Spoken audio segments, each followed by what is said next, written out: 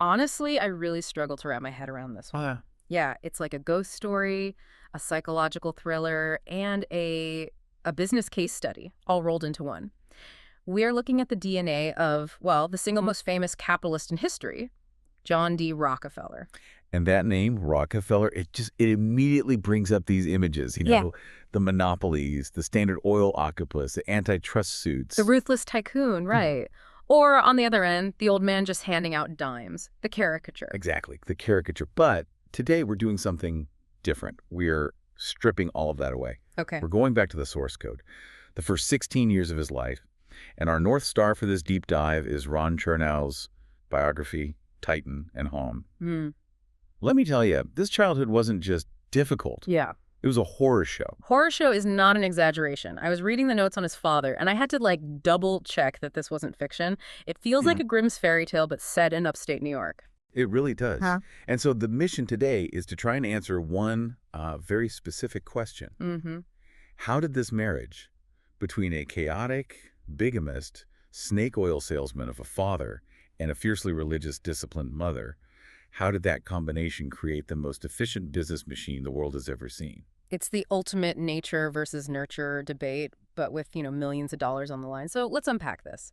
Because usually when we picture Rockefeller, we have this image. The Sphinx. Right. Sphinx, yeah. And that was his nickname for a very good reason. So set the scene for me. The book opens with this really striking image from 1917.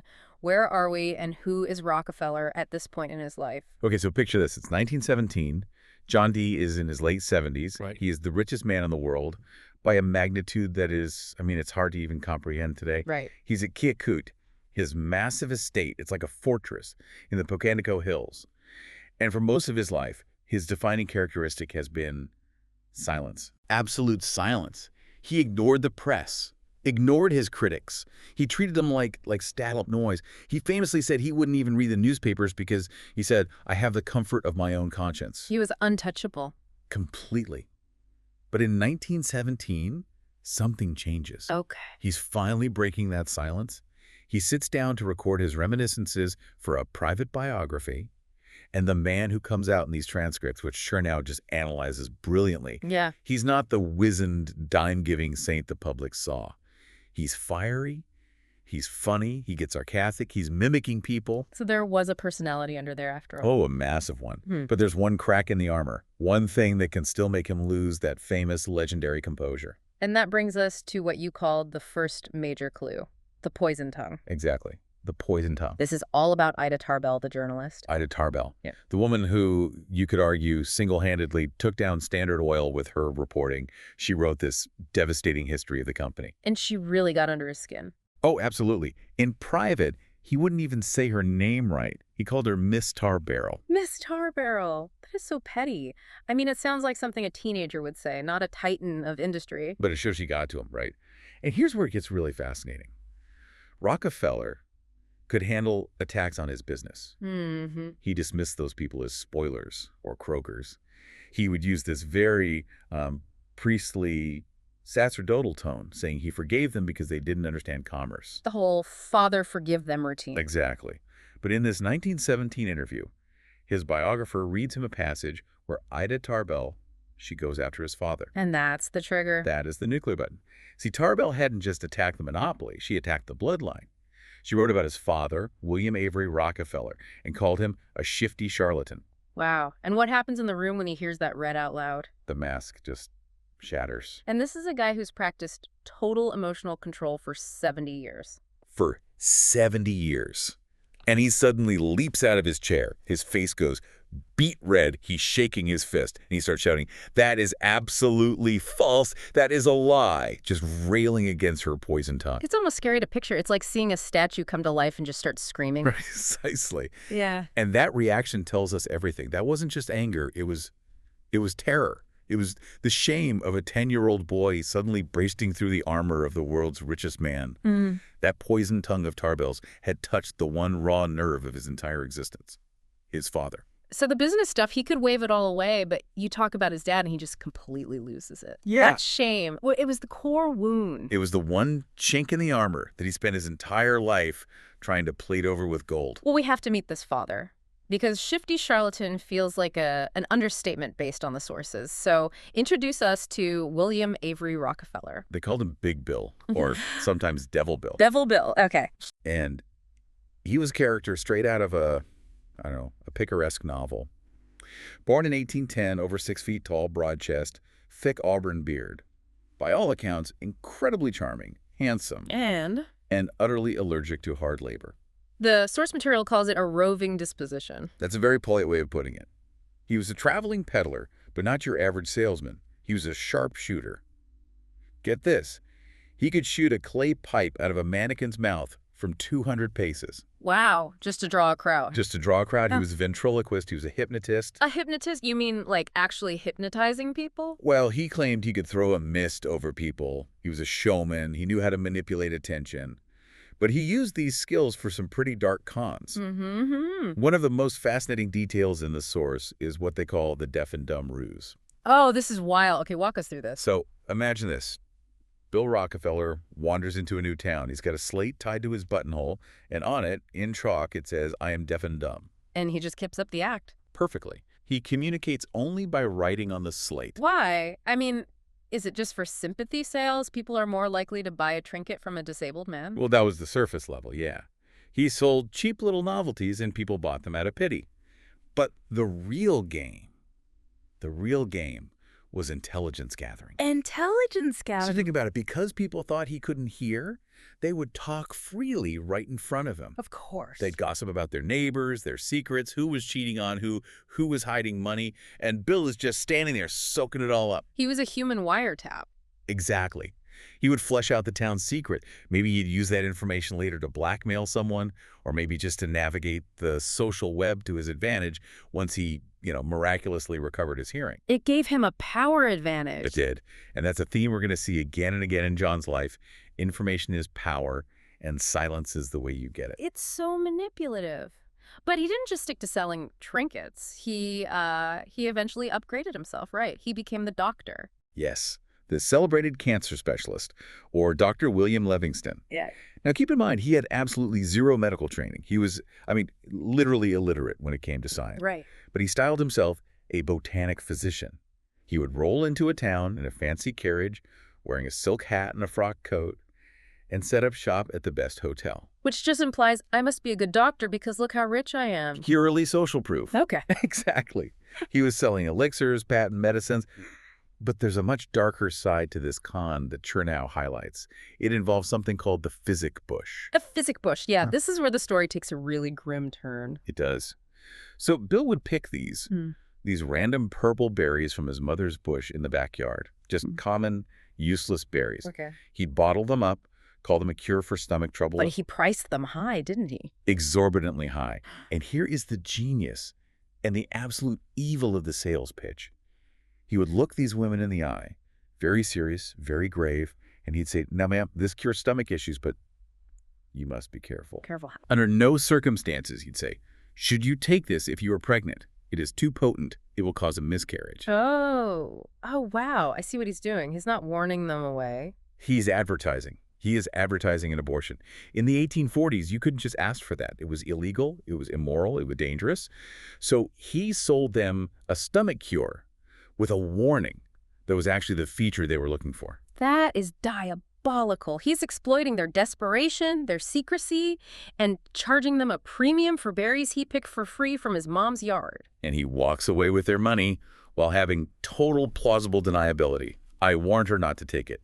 It's the ultimate hedge. And young John D. Rockefeller is just watching this man operate. He's seeing how you can manipulate people's fears to extract value. It's brilliant in a really twisted way. And this is the man effectively raising John D. Rockefeller. Well, raising is a strong word, right? Because he was barely even there. That's true.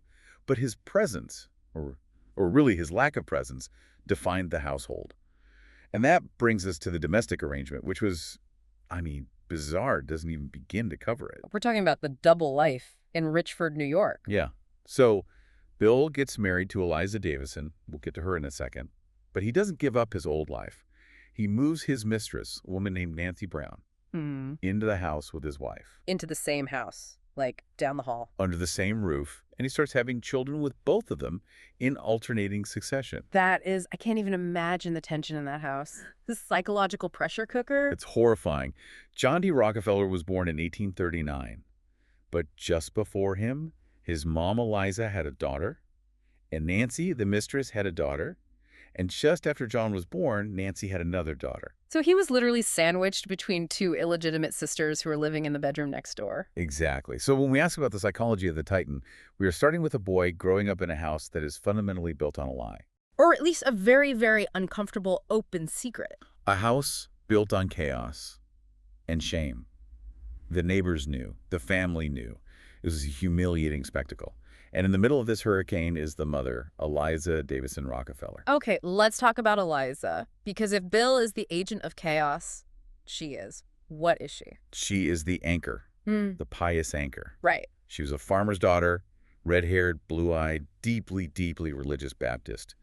Her father, John Davison, was a pretty wealthy farmer, and he warned her. He begged her not to marry Bill. He saw right through him. He knew Bill was a flim-flam man looking for a dowry. Absolutely. But she married him anyway. She was infatuated. She reportedly said, "I'd marry that man if he were not deaf and dumb," before she even knew the truth about his hearing. So she fell for the charm. She did. And she paid a very heavy price for it. How did she cope with all of this? A husband who brings his mistress home, disappears for months, comes back with cash, and then leaves again. Stoic resignation. That's the key phrase from Chernow. She never complained to the neighbors. She held her head high. She refused to give the town the satisfaction of seeing her crumble. When Bill brought Nancy Brown into the house, Eliza tolerated it until her own brothers finally came down and forced Bill to kick the mistress out. But Eliza herself, she just endured. And she was the disciplinarian, I assume? Because Bill wasn't around to do it. Oh, absolutely. Bill was the fun dad who would show up with candy and toys after being gone for a year. Eliza was the law. There's a famous story where she's whipping young John with a birch switch. He's tied to an apple tree or bent over a chair, and he starts arguing that he's innocent of whatever he's being punished for. Arguing with a disciplinarian usually doesn't end well. It didn't. She just kept on whipping him. And she said, "Never mind, we have started in on this whipping, and it will do for the next time." It will do for the next time. That is brutal efficiency. It is. But it taught him that life is not fair, and discipline is absolute. And she drilled two things into him above all else: religion and thrift. Right. Even when they were poor, and they were often very poor when Bill was away, she made the children give their pennies to the church. And she had this maxim: willful waste makes woeful want. Willful waste makes woeful want. And you can just draw a straight line from that sentence to, well, to the entire efficiency of Standard Oil. You really can't. Yeah. Rockefeller later became famous for trying to save every single drop of solder on an oil can. He would pace the refinery floors looking for tiny leaks. That obsession with waste. That's not business school training. That's Eliza Davison in the kitchen, making sure not one crumb is thrown away. So we have the predator father and the pious, disciplined mother. Let's talk about the school of Devil Bill. Because even though Bill was absent a lot, when he was there, he was teaching John some very specific, very dark lessons about the world. He didn't want his son to be a chump. That was his main goal. He saw the world as, predators and prey, and he wanted John to be a predator. And money was the central theme of this whole education. Money was the emotional currency of the house. Because of Bill's disappearances, the family lived in this feast or famine cycle. Right. Bill would vanish. The credit at the general store would run out. They'd be eating scraps. The anxiety would build. The shame would mount. And then, bam! Bill rolls back into town. The savior returns. Exactly. He'd flash this massive roll of banknotes, pay off all the debts in town in one go, buy new clothes for everyone, the best food. So for a young kid, money equals relief. Money is the thing that stops the anxiety. Precisely. It traumatized him into craving stability. He never, ever wanted to be in that position of waiting for someone else to save him. He learned that money was the only real buffer against the chaos of the world. But Bill also taught him active business lessons, right? There's that famous trust lesson. Oh, yeah. This story is, it's almost too perfect a metaphor. The high chair. The high chair. So John is just a toddler. Bill puts him up on a high chair or a table, and he stands back with his arms open, smiling, that charming Bill smile, and says, "Jump, Johnny, jump, I'll catch you." And of course, the little boy jumps. He jumps. He trusts his dad, and Bill, he just drops his arms, steps back, lets him fall right on the floor, And as the boy's crying, shocked and hurt, Bill leans over him and says, "Remember, never trust anyone completely, not even me." Not even me. That's creating such a lonely worldview. It's creating a fortress. He was teaching John that the only person you can ever truly rely on is yourself. Everyone else is a potential adversary or just a variable that can let you down. And he extended this to financial training, too. He did. By the time John was 15, he was actually lending money to his own father. Lending it, not just giving it. Lending it at interest. Yeah. And Bill insisted on it. He wanted John to charge him interest. He'd say things like, "I trade with the boys and skin them, and I want you to skin me." He was training him to be ruthless. He was. He wanted his son to view every interaction, even with his own family, as a transaction. And there was also that management technique Bill used, firing and hiring over. Right. Bill would hire workers for his lumber schemes, then fire them for no reason just to keep them on their toes, then hire them back a few days later. It was just psychological warfare to assert dominance. And John later said he admired that. He did. He said he thought it kept people from getting stagnant. Wow. So what kind of kid does all this produce? We know he became the Titan, but what was he like as a 10-year-old? He was a miniature adult. They called him the Deacon. The Deacon. Yeah. Grave, solemn, methodical. He didn't run around and play much. He sat and he saw it. At age 7, he had this little business raising turkeys. Turkeys. Yes. His mother gave him the milk curds to feed them. He raised them, sold them, and kept all the profits in a little blue china bowl on the mantelpiece. That bowl was his first bank. And he loved the sound of the He coins. said the clink of the metal was music to him. It sounds like he was reacting against the chaos. Precisely. That's the key insight, right? Was he imitating his father, or was he reacting against him? And I think he was the counterweight. Where Bill was reckless, John was cautious. Where Bill was loud and flashy, John was silent and secretive. He became the adult because his father refused to be one. Exactly. But the chaos didn't stop there. In fact, it got a lot worse.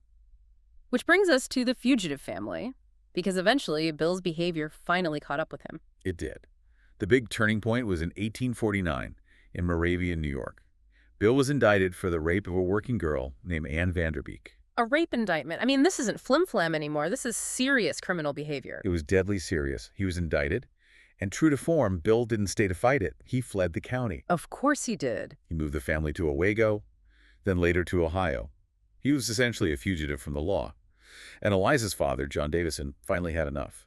He sued Bill for unpaid loans and actually sent the sheriff to attach the family's furniture. Oh my God. Imagine being John at that age. Your dad is gone, the sheriff is taking your furniture, and there are these rumors swirling around about rape. And John's reaction? Total denial. Hmm. In later years, when biographers asked him about this move, he claimed he knew nothing about any trouble.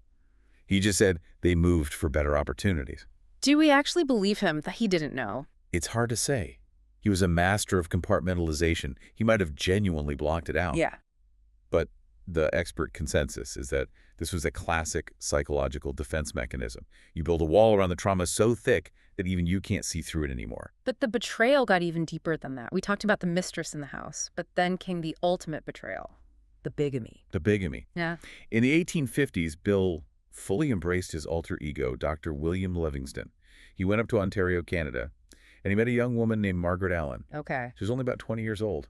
He was in his 40s, and he married her. Wait, while he was still married to Eliza? While he was still married to Eliza, he didn't divorce Eliza. He just started living a massive double life. He'd spend time in Canada with Margaret, then come back to Cleveland to see Eliza and the kids. Did Margaret know? Did the new wife know? No. She thought he was just a traveling doctor. And Eliza, she probably knew, eventually. But she kept quiet. She just kept praying and saving her pennies. And all of this leads to the end of John's childhood, really, because this double life had to have been expensive. It was. Supporting two families, plus his wandering lifestyle, it drained his cash. At this point, John was a teenager in Cleveland, attending Central High School. And he was actually happy there. He wanted to go to college. He had dreams. Right. But Bill sat him down and told, essentially, I can't afford it. So the dream of college is dead. Dead. Bill told him he had to drop out. John had to leave high school just months before he would have graduated to support his mother and his siblings.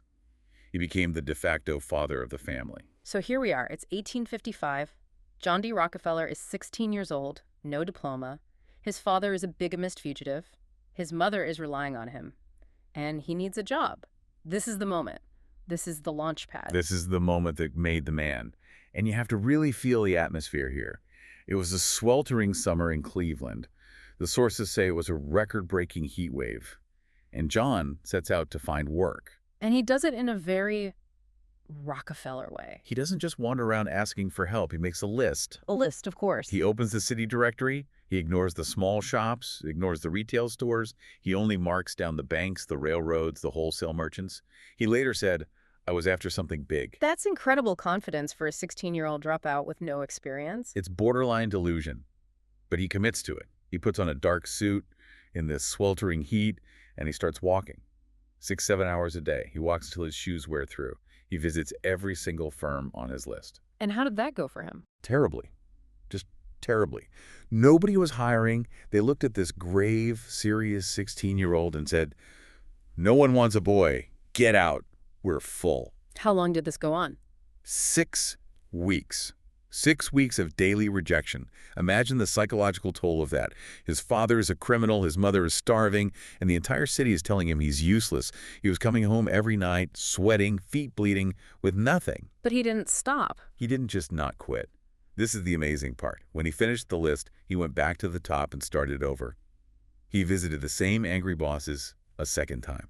A third time. Wow. He essentially created a war of attrition against the employers of Cleveland. He was going to work there whether they liked it or not. And finally, the wall cracks. Hewitt and Tuttle, a produce commission house on the docks. They needed an assistant bookkeeper. They told him to come in and give it a try. They didn't even discuss pay. So for most kids, getting a job as an assistant bookkeeper is, it's boring. It's just a job. But for John... His salvation. He later called it his liberation. You have to understand. His whole life had been chaos. Unpredictable father, moving towns, secrets, lies. And now he has a ledger book. Exactly. And the ledger offers the one thing his home life never did. Order. Regularity. Respectability. The numbers didn't lie. The numbers didn't disappear for months at a time. The numbers didn't have secret families in Canada. Right. If the column didn't balance, you could find the error and you could fix it. It was a controllable universe. That makes so much sense. The ledger book became his sanctuary. It was the anti-bill. The absolute anti-bill. And the ambition was already there. He told a friend during this era, I'm bound to be rich.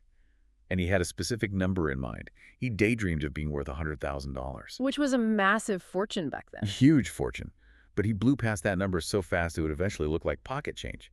But that drive, that hunger, it wasn't just about greed. It was about safety. And that drive was forged right there in that hot summer of 1855, walking the streets of Cleveland, running away from the shadow of his father. So let's bring this all together. We started with this mission to decode the Rockefeller DNA. We have the flim-flam man, father, and the fiercely pious mother.